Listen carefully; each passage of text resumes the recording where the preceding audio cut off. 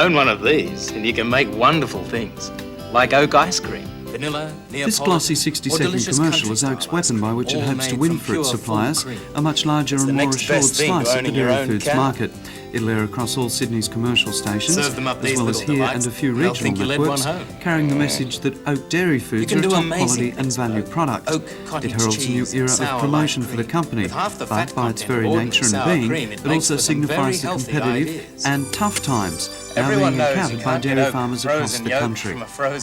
I think this is about as bad a time as I've ever seen previously, but we've been through some pretty rough periods before, and I don't see why we can't come out of it again. It's been this philosophically optimistic approach that has kept Oak's new chairman, Peter Doyle of Vasey, in the industry for most of his life. In the last 14 years, he's seen the number of suppliers to Oak fall by 2/3, from 1,100 to just 370, although the volume of supply has remained fairly stable. Now, he says, there are fresh problems arising at the level of the dairymen of New South Wales. While the mobile milk factories themselves show no concern for the future, there's the grossly oversupplied overseas market, fed by subsidised EEC and US producers, while closer to home there's the cost-price spiral and the interstate milk war that has to be contended with. The greatest concern, according to Peter Doyle, is the move to deregulate the industry, which would allow Victorian milk to cross the border in a bid to ease their problems connected with their excess production of manufacturing milk. They having great difficulty in disposing of their product. They must be looking about to see what they can do with it for their own benefit, and so they have big problems down there. But we can only see by them coming in here that they're not going to do much for their own problems, and they're going to make bigger problems for us. As to how this problem can be best countered, Peter Doyle doesn't believe that government intervention is the key, despite the fact that the main competitors for Australia's export markets are all heavily government subsidised and controlled. The only thing that I can see the government doing is to make sure that the authorities in the various areas do the right thing, and I don't think we want to be over-regulated by government control. I think we want to look after ourselves, but do it in a sensible, organised way.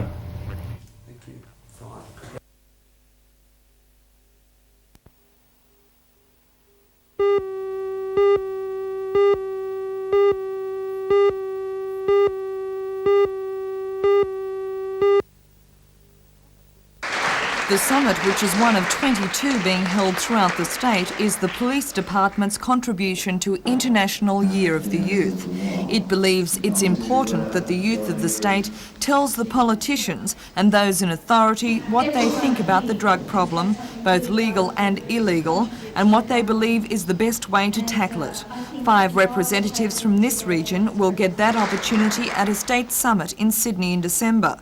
But what kind of recommendations did they come up with? The reactions from the young people and what they've been saying today are very similar to what we've found throughout the state in the summits we've already attended, and that young people are very concerned about education of their parents, of school teachers, of counsellors, to what their problems are. No one seems to understand what their needs are and what the drug issues are that surround them. Meanwhile, also at the Police Citizens Club at Broadmeadow, a toy fair has begun which will raise money for another drug awareness program, Life Education. Started by Reverend Ted Knopfs in Sydney, the program is aimed at primary school students, and within a year it's hoped that the van will have visited a quarter of the region's students. The toy fair, which is being run by CJ's Toy and Sports Warehouse, has the latest space age and all-time favourite toys. The fair will continue over the weekend.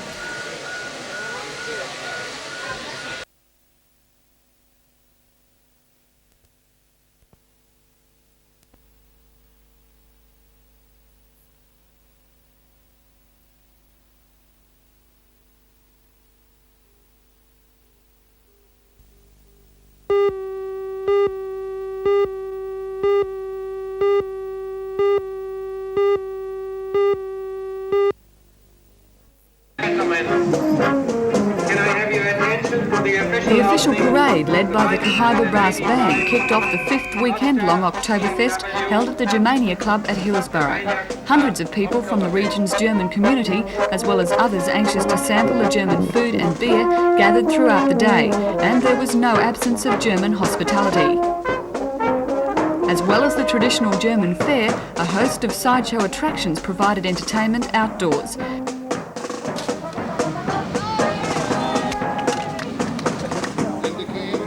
The Oktoberfest celebrations continue this evening with traditional dancing and brass bands, and throughout the day tomorrow.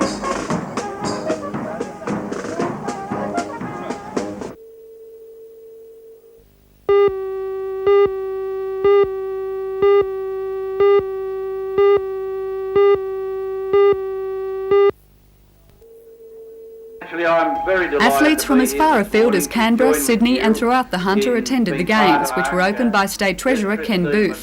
The two invitation events of the day were the pole vault and the long jump. Olympic long jump silver medalist Gary Honey set a Newcastle all-comers and New South Wales all-comers record today of 7.99 metres. Former Australian record holder in the pole vault, Larry Jesse of El Paso, Texas, set a carnival record in the pole vault of 5.31 metres. Apart from the big stars, athletes competed in 5 feature events, determined by the number of contestants who registered. The feature events were the under-15 girls 100 metres, the under-11 girls shot put, the under-13 men's long jump, the under-9 boys 70 metres and the under-14 girls discus.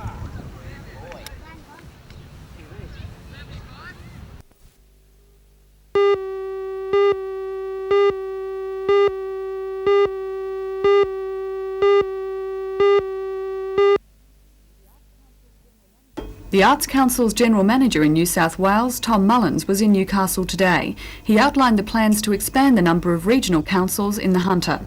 Next year, as part of a very carefully planned process of development around the state, we hope to make the Hunter Valley a major focus of activity and to establish new arts councils in the local government areas of Cessnock, Singleton and Lake Macquarie. And what about Newcastle? Are you looking to expand here too? Well, not really, because we want to focus in particular on the other surrounding local government areas. There's a small arts council in Newcastle, as you know, which runs the drama festival in conjunction with Channel 3. But that is not one of our priorities for next year. But certainly we would be seeking to involve Newcastle to some extent in the overall Hunter Valley region development in close collaboration again with local government and with the Hunter Valley Theatre Company. How important is it to have community support for the new councils to get off the ground? We must have broad agreement about the need for an arts council and what it can do, and we must have a broadly based committee of management. There's no point having people who are part of some, if you like, blue rinse elite set in the town. We want people from all parts of the town, including people from what you might say have been the old-time traditional supporters of the Arts Council. But we need young people and we need ordinary people from the towns who can make a contribution to developing the arts in ways that really relate to the lives of ordinary Australians.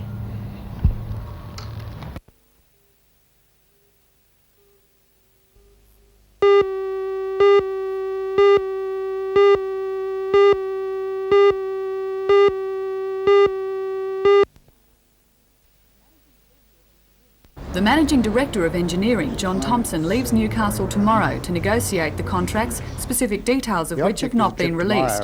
The work includes the re-engineering of ships in the United States, and Mr Thompson is quietly confident of some of the contracts firming. Yes, and to bring that work back and do it in Australia, because I believe now we've proven that we are competitive with the world in this particular aspect of business. And Newcastle, I believe, has proven that we have the management and the workers that can do, and the necessary skills to undertake this work. And the main thing is we are well competitive. Do you think Newcastle and Hunter Valley Industries have to become more aggressive in this way? They have to go where the market is and actively lobby for contracts? I am sure they have, because what we've done is nothing new. When the federal government called for Australian heavy industry to become world efficiency, to be efficient on world standards, that's what we did set out to do 2 years ago, and I believe we are at that stage now, and I would think that other local companies should be trying to do the same thing that we are, becoming efficient and then going out and selling what they're good at. Jim Weatherby, the Director of Marketing at Varley's, says one key that could unlock more work for Newcastle is if better use could be made of state government facilities. We're certainly hopeful that we'll be able to bring more work to the Port of Newcastle, and certainly that relies on a much closer association between ourselves and the state dockyard, and of course its principal, the state government, who at this stage have given us every encouragement.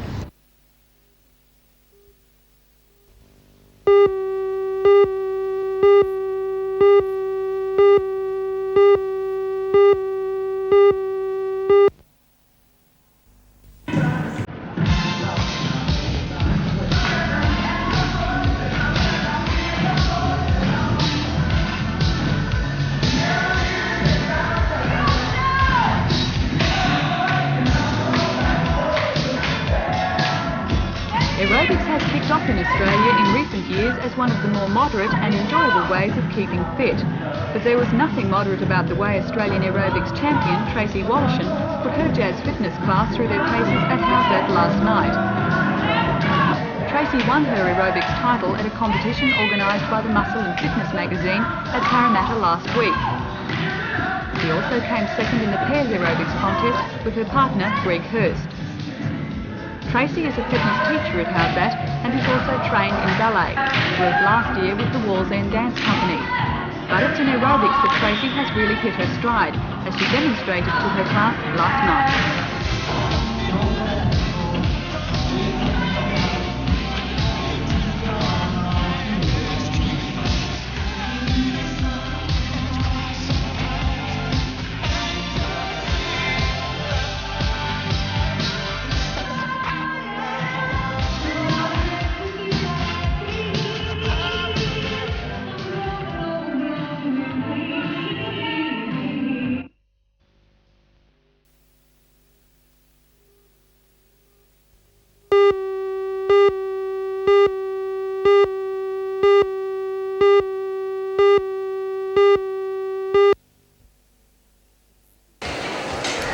The $20 million commercial development site was officially opened in March this year. It has parking for 1,200 vehicles, and with the increase of traffic to the centre, the T-intersection of Warners Bay and Wilson Roads is a potential danger hazard. The developers of the shopping centre planned for traffic lights in the initial stages of the complex, and when work was completed today by the Department of Main Roads, it was up to the captains of Mount Hutton Primary School to put a bit of light on the situation. A spokesman for the DMR said that the traffic lights will make it both safer and easier for drivers as well as pedestrians, especially young children.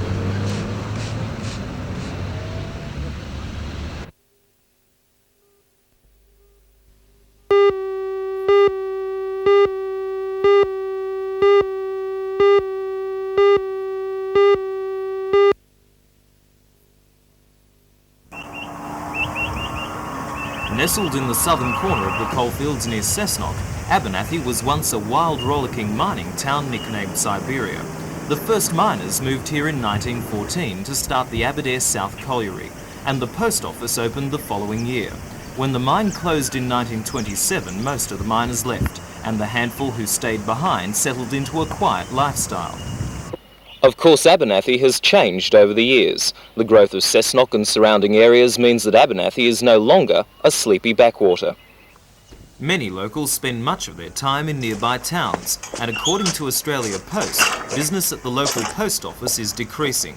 Now the postmistress, Helen Fallon, has decided to retire from the job after 11 years, and Australia Post is taking the opportunity to close the branch for good. When the post office shuts for business at 5 p.m. tomorrow, it will be the end of a landmark that for 70 years has been a meeting place for local residents. Helen says many of the old-timers are sad to see it go. 70 years is a long time, and there's a few that are sad to see it go, and once it's closed, it's very difficult to open it again. I'll miss seeing everybody because I say I'm the only one in town that knows everybody.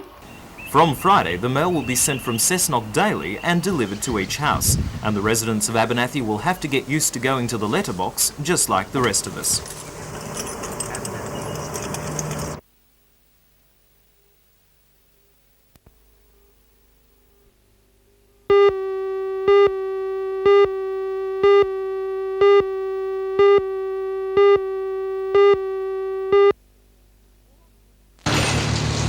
Wall Auction of Australia began its operations in Newcastle this week.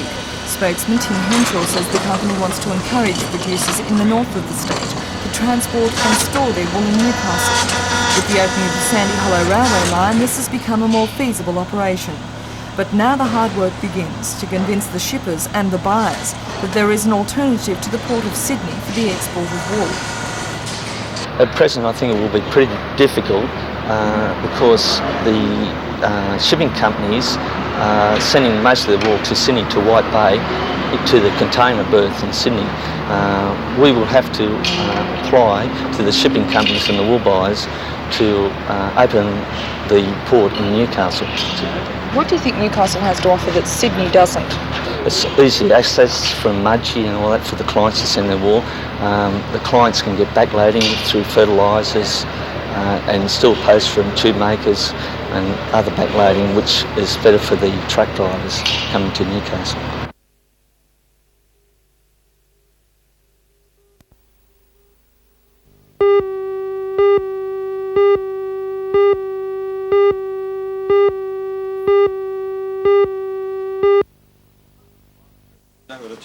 The money was officially handed over on behalf of the state government by Newcastle solicitor Dick Woodgate. There to receive the cheques and the deeds for the Hunter Wetlands Trust were Professor Max Maddock and Brian Gilligan. A Newcastle City Council grant of $40,000 got the sale moving by covering the deposit. These cheques cover the total $404,000 cost of Marist Park and a substantial building vacated when the Hamilton Rugby Club closed down about 4 years ago. The Trust plans to establish a model wetlands area as close as possible to what the site used to be like until the late 1960s.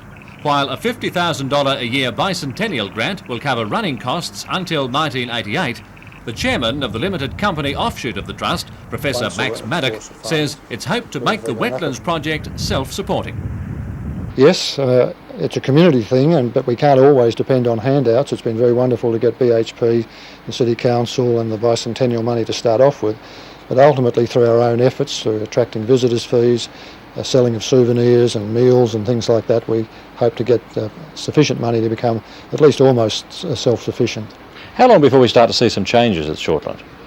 Well, the survey lines for the starting work on the feeding ponds are already down, and as soon as we're in charge and BHP can get their bulldozers there, some test runs are going to be done. And then after the development applications are approved by Council, sometime near Christmas or early January, then the real development work will start.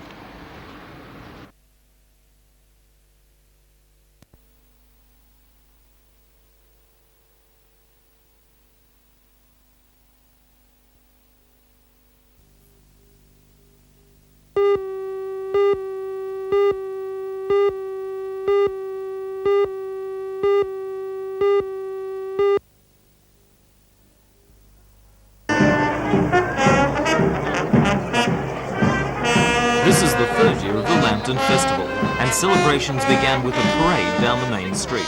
Lambton has a lot to be proud of. It's one of Newcastle's oldest suburbs, an early mining centre, and the scene of the first soccer match played in Newcastle. The parade and the crowds gathered in Lambton Park, where in perfect spring weather children enjoyed a variety of rides. NBN's Big Dog was a popular attraction, and the Salvation Army Band provided a soundtrack for the occasion. The festival has been organised by a committee comprising members of local Rotary and Lions clubs with help from the Girl Guides and the Lambton Pensioners Group. Money raised from the festival will help to establish a Meals on Wheels kitchen in the Lambton Mechanics Institute Hall. The festival continues tomorrow with a full programme of events in the park.